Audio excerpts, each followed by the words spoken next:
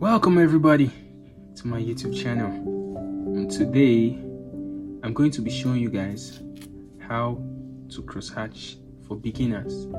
This is a work that I just finished, so but this is not what we're going to do today. Let me take this off. Today I'm not going to be teaching how to draw or crosshatch a human being. I'm going to be starting from what I consider the basics, which is still life drawing. This is a reference that I got online. So I'm going to be showing you how to create something like this using crosshatching method of shading. Now, first of all, you have to know what is shading and how to shade first of all. Now, what is shading first of all? Shading is the act of creating depth and solidity of a plain drawing. That's what shading is, basically. So when doing art, the basic things you need to know about art, which are the fundamentals, which is usually repetition, balance, proportion, contrast. And you're going to need all these things when shading. So let's dive right into it. So this is just getting the shape of this thing. Yeah, this is roughly what an orange looks like, because this is not what we want to base on today. Meanwhile, if you don't know how to draw yet, I'm going to make a video on how to sketch, plain sketch, line sketch. I'm going to make a video on that. When it comes to shading, there's what you should know. That is the mid-tone, the dark tone, the highlight, and the shadow. The highlight should be the lightest place. When you take and look at this reference right now, this is the highlight right here. This is the mid-tone, and this is the dark tone, the shadow. So you're going to need knowledge of that. Let's go. You can start from anywhere. Me, I usually start from the dark areas. Now, this image right here, the lights can come from here. The light can also come from here. But in this particular one, we want to make the lights come from here. It can come from any direction. So anywhere the light is coming from, the shadow is going to be in the other direction. And the darkest tone is going to be in the other direction as well. So the light is coming from here, the midi tone is going to be here, then the dark tone is going to be here. The highlight is going to be where the light is at. So I'll start with my dark tone. Then you make sure the lines are as even as possible. Usually, some artists might just leave it this way and just go around the whole image first before they come back and do a second layer. But for me, I usually like doing as much as I can do first of all before moving to the other area. So now, when you are drawing an image and an image is in front of it, it's also going to cast a shadow on the image at the back. You're going to make the tone a little bit darker to show that, okay, something is at the front of this. I don't know if you understand what I mean. So the next step now is coming to the mid-tone. As I told you, the mid-tone is supposed to be around the middle area. This method I'm using right now is just known as the two-way method. That's what I call it personally, the two-way crosshatching, because there are some kind of crosshatchings that are usually random lines, and it's easier to form curves using that method. But right now I want to teach you this method first. Subsequently, I might bring out that other one. Try as much as possible to make the lines blend and make it look like an orange. So that's what I'm trying to do.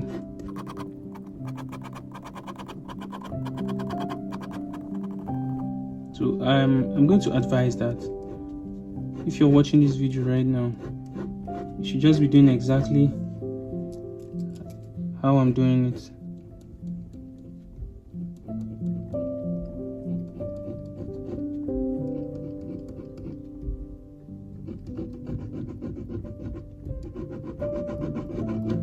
Come back and make it darker.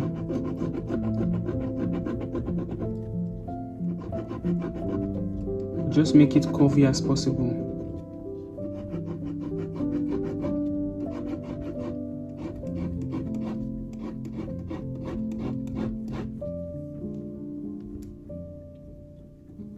Also, you just make the lines as equal as you can. It doesn't have to be perfect.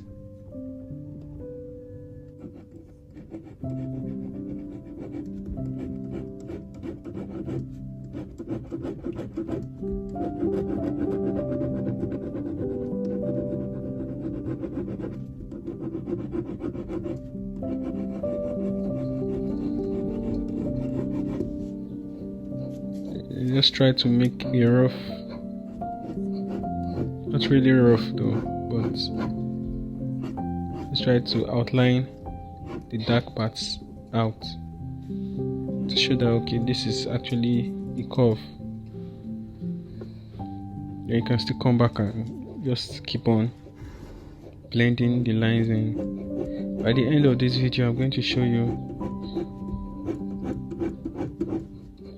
an easy way to start up this cross-hatching blending if you're still confused on how to do it.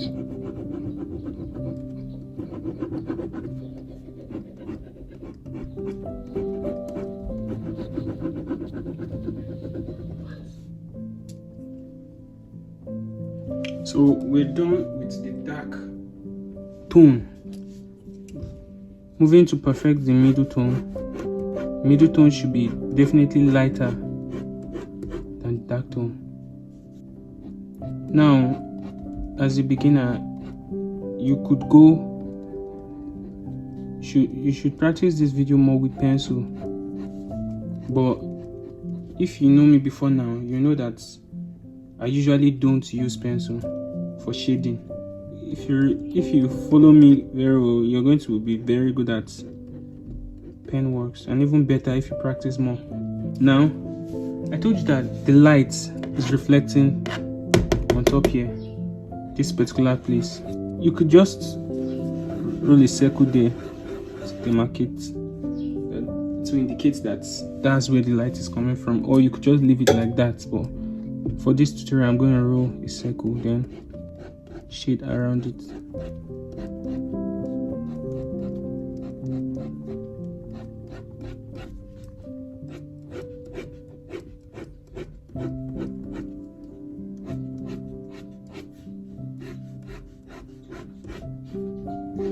Looking at the sliced orange,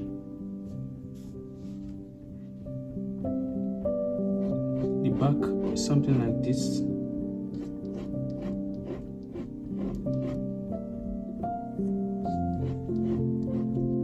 I accidentally switched off my camera, but I'm going to explain how I got the orange. It's also like just the same concept of how I got the sliced orange. Sorry, it's the same concept of how the full one is. The light is coming from the top, so the darkest part, which is the dark tone, is going to be at the bottom, the opposite direction.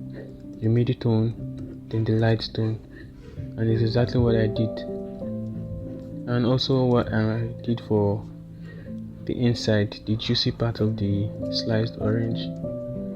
Since the light is coming from up, I lightly shaded the downside.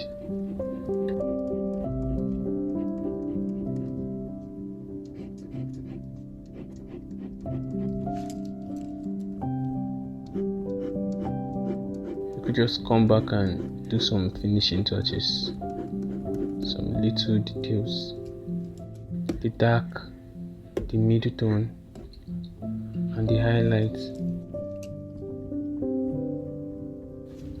and the shadow. Now I'm going to suggest that you make use of a white pencil. I always use a white pencil, and I want all my followers to do the same. It actually brings out the image a lot, and that's the main reason why I make use of papers with colors, because I love to use white pencil a lot, and it's my special effect so to speak. So it makes the whole thing pop out of the paper, and it gives this contrast, which is a vital part of design, of art. So if you look at it very well right now, you see exactly what I'm talking about. So since white is usually for highlights, you're going to use it for only the places that are light, which I'm doing right now.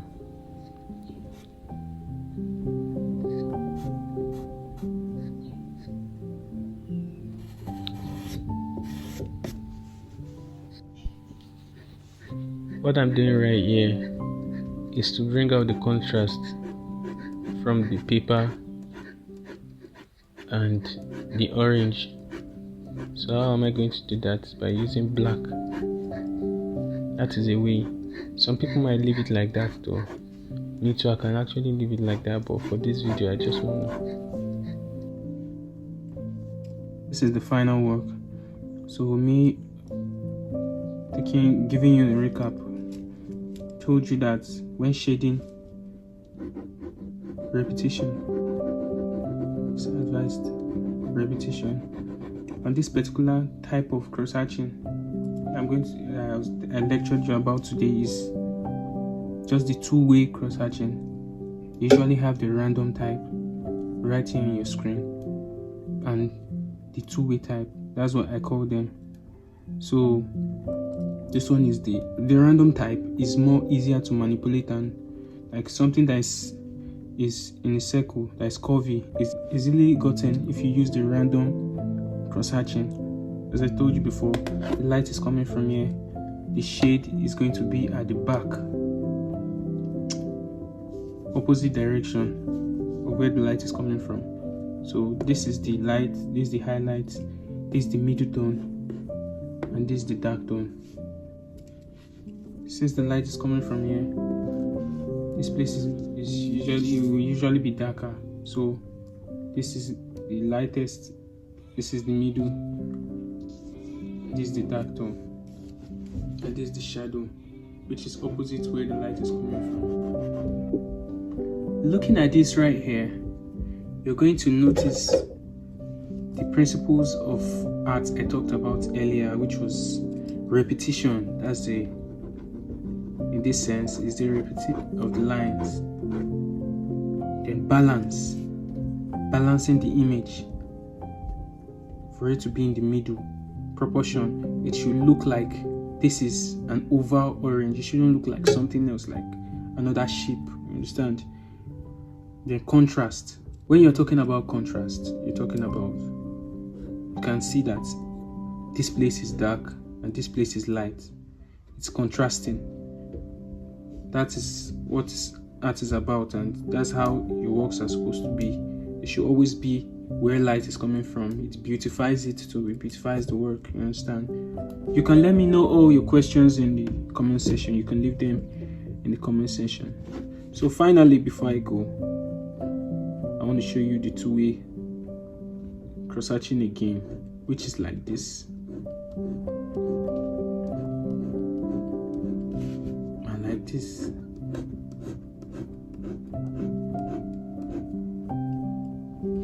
Basically, what I did right here is showing you exactly what I did here, but in a blended format. So this is how the two-way cross-hatching looks like.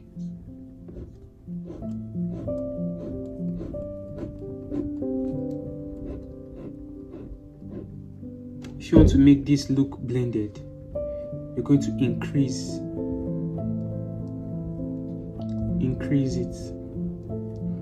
the boxes, and definitely it will just blend. Let me do it again.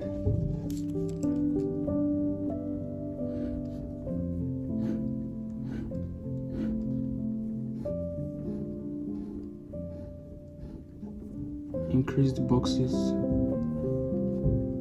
increase it more.